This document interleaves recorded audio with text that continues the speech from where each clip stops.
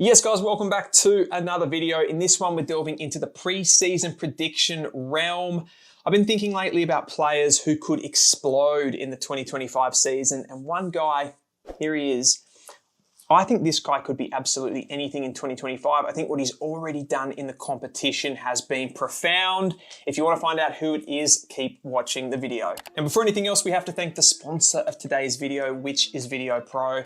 Picture this, you're sitting there on the couch with a bunch of mates. It's round 1 or round 0 even.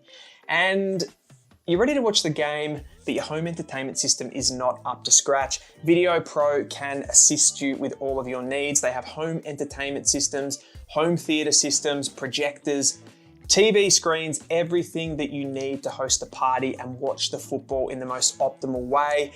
Everything that I've bought pretty much here in this studio was delivered to me by Video Pro, and they have some of the best brands at the best prices for all things production and all things home entertainment. So if you want to get yourselves a bargain, click on the link below, use the discount code and get yourself something from Video Pro. Now, without spoiling the party too much here, of course, I am talking about Port Adelaide's Jason Horne-Francis, and I've been a fan of his for a long time. I think he's become a bit of a controversial figure, a bit of a maligned figure because everything and the falling out with North Melbourne, of course, going there as a #1 draft pick.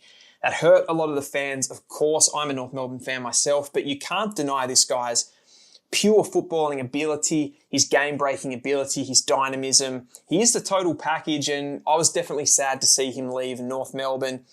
Like I said, he's become a controversial figure, I think, because of the cane corn stuff in the media, the North Melbourne fans, all of that sort of stuff. But you remove all of the tribalism and the fan bias type stuff. He's definitely, he's got all the weapons to be one of the most brilliant players in the game, and I think he can do it in 2025. I think what he did in 2024 was already to the highest level as a per possession, per disposal strike rate type thing, but what he projects at, what he can do to go to the next level, I think it's all there and it's ready to explode in 2025. Now, when I think of the best players in the competition, I don't really necessarily talk about those players that just win disposals. I think the modern midfielders that are dominating the competition are the ones that they generally do get a lot of the football, and I think that's a part of our game. I think playing solely as a forward, you're not going to get all of the plaudits. You have to be deployed around the ball as a ball winner, but then you also have to get forward and hit the scoreboard. And all those midfielders that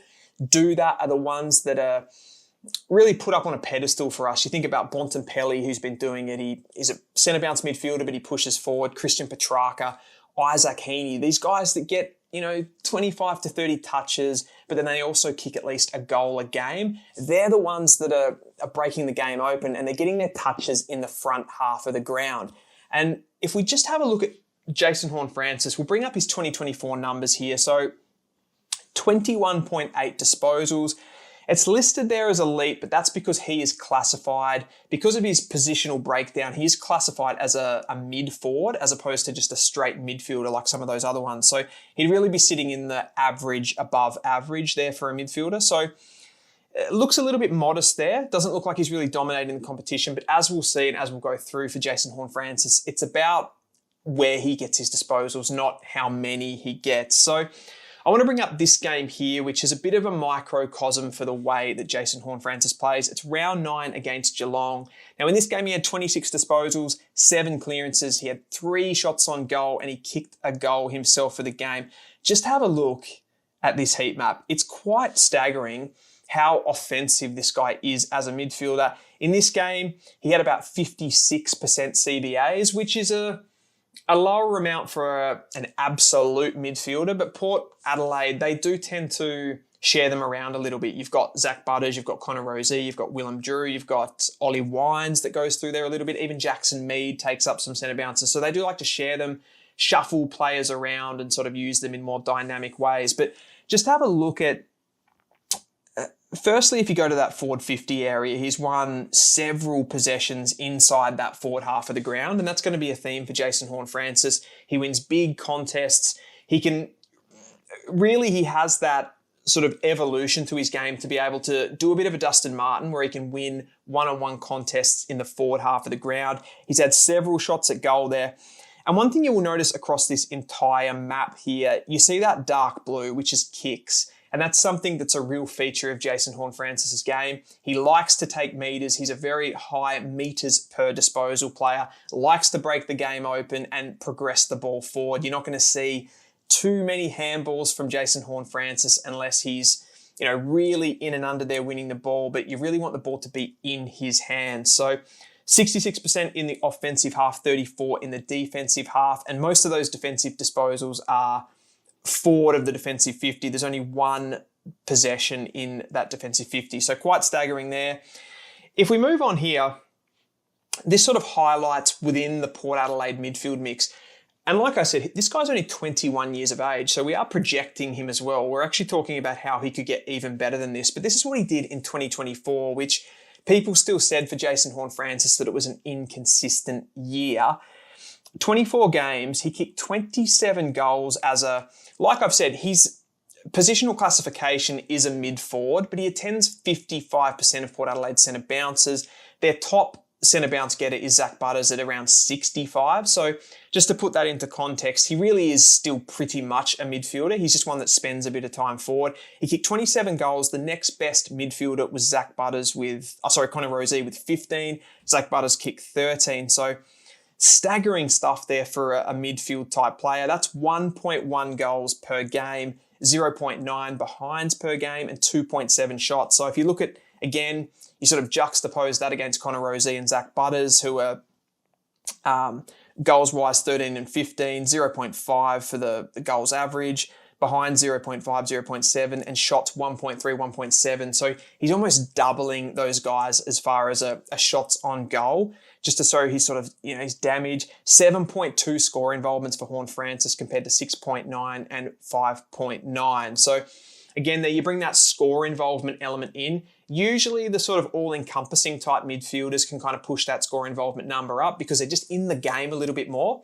whereas a Horne-Francis is probably a little bit more dynamic, has these explosive periods, but then can fade out of the game, but he still leads the club for score involvements from a midfield perspective. And the only other thing I want to highlight on this page is the offensive one-on-ones. And this is where I see that sort of Dustin Martin trajectory, 0.6 offensive one-on-ones. You look at players like Butters and Rozee, they just don't get those numbers. You can't really park them inside the forward 50 and get them to make something out of nothing. And I think that's a really special part of Jason Horne-Francis's game.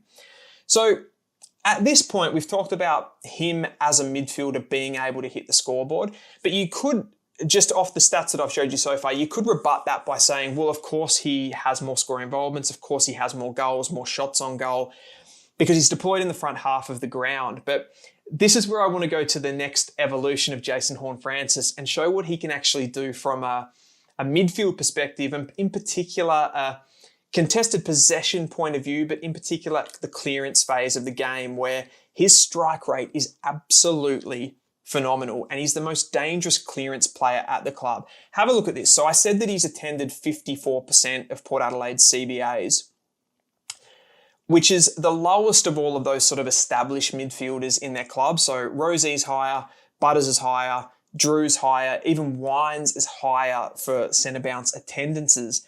But then Jason Horne-Francis has the highest centre clearance winning margin there. So he gets 2.5 centre clearances per game compared to Butters, for example, who gets 2.1. So they're the top two. That means that his strike rate at winning a centre clearance per centre clearance attended is 17.5% compared to Butters' 11.8%. So he's operating at almost double the strike rate there. So if you put him in, there's such a high chance that he's going to win the centre clearance.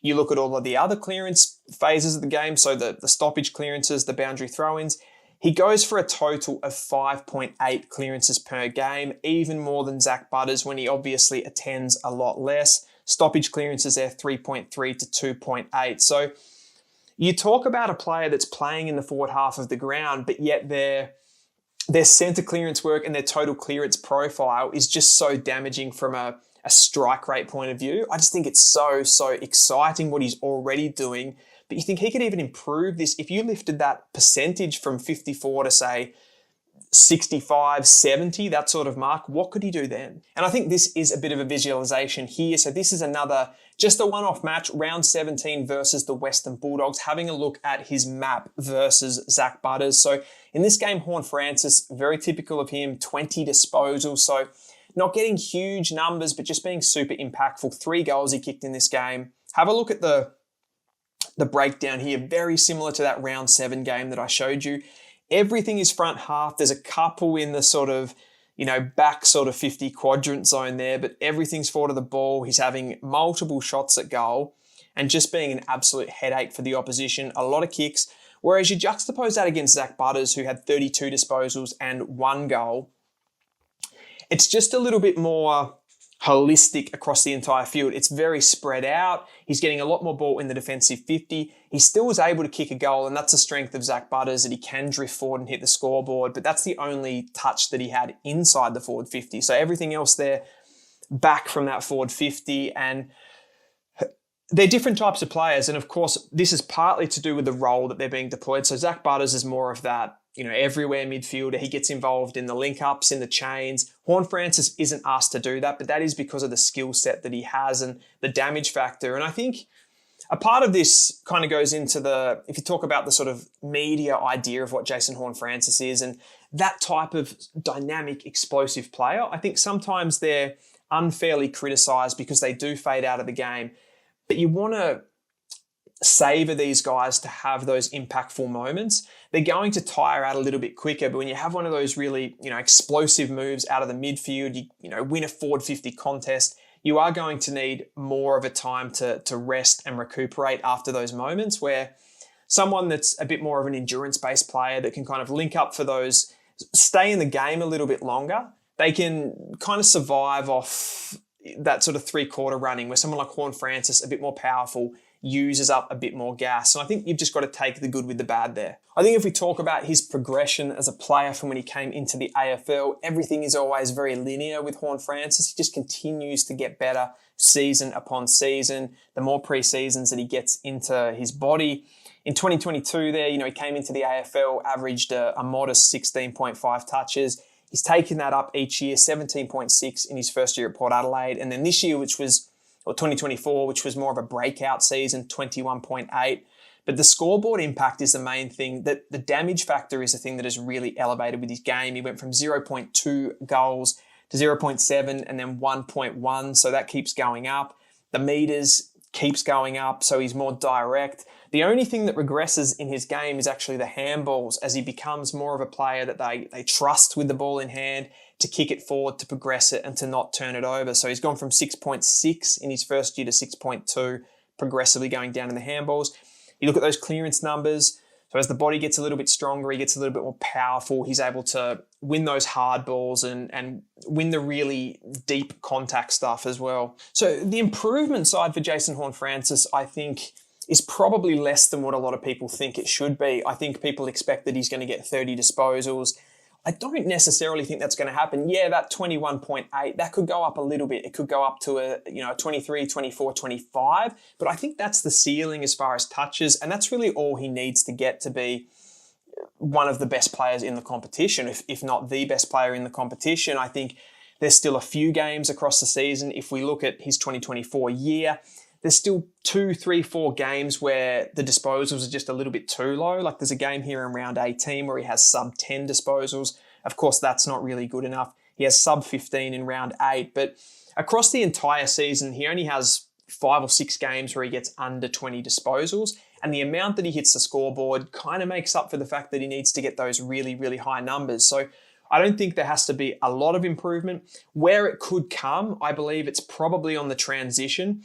So we talk about the pre-season that he has this year. If he can just stay up with, improve that endurance part of his game just a little bit more, just to stay a little bit later into quarters, he can probably have shorter breaks on the bench, and then he can just get involved in and get a little bit more easier ball on the outside. That can also, bump up the score involvement numbers, bump up a little bit of the uncontested possession numbers and just be involved in those chains as well. I think that would overall make him a better player. Do I think he needs it? I'd rather that he stays impactful, he stays dynamic, and he works on the speed part of his game more so than kind of bumping up that endurance just for a few extra numbers. I think if he stays at what he did in 2024, just improves those really poor games, brings them up a level, I think you're talking about a potential Brownlow medalist here. So that is a wrap for my future superstar video. Jason Horne-Francis is the one that I think will explode in 2025. Let me know what you think in the comments below. Once again, I'd like to say thank you to Video Pro for sponsoring this video. Get yourselves a home entertainment package from Video Pro, and I'll see you in the next one.